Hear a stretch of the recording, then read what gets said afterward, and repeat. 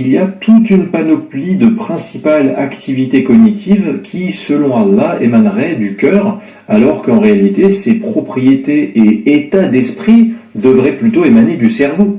Allah voit ainsi en le cœur l'émetteur ou le support d'activités telles que le doute, l'hypocrisie, la mémoire, la capacité de croire, la rancune, les intentions ou encore l'ignorance. Il y a juste un tout petit problème, c'est que dans le Coran, il n'existe pas une seule référence au cerveau, à la cervelle ou à l'encéphale.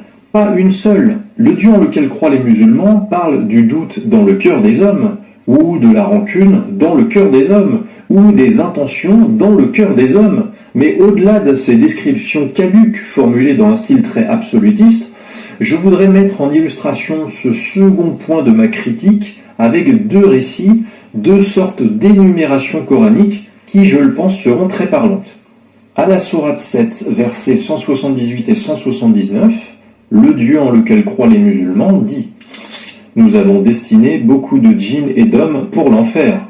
Ils ont des cœurs, mais ne comprennent pas. Ils ont des yeux, mais ne voient pas. Ils ont des oreilles, mais n'entendent pas. » Vous voyez, Allah indique bien la fonction de chaque organe selon lui.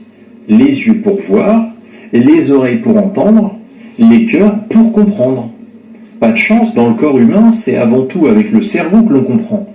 Mais Mohammed ignorait les fonctions du cerveau, donc Allah ne pouvait pas lui apprendre ce rôle-là. Au départ, qu'en fait le cerveau était le centre de commande. On pensait réellement qu'avec 100 milliards, entre 86 et 100 milliards de neurones, le cerveau commandait le corps entier. Et puis, plus les découvertes et les recherches avancent, et plus on se rend compte que finalement, il y a une autre partie, le cœur, dont on parle, qui lui aussi a son système de neurones, système intracardiaque, et qui, paradoxalement, sont des neurones qui sont plus puissants que ceux du cerveau, et qui ont des décisions qui sont plus importantes. Donc il y a toute une relation entre cœur et cerveau, il y a 4 grandes voies de communication, nerveuses, hormonales et autres, et donc ces voies de communication vont faire qu'on a découvert qu'il y a 80% d'informations qui montent au cerveau, du cœur, et que 20% qui descendent.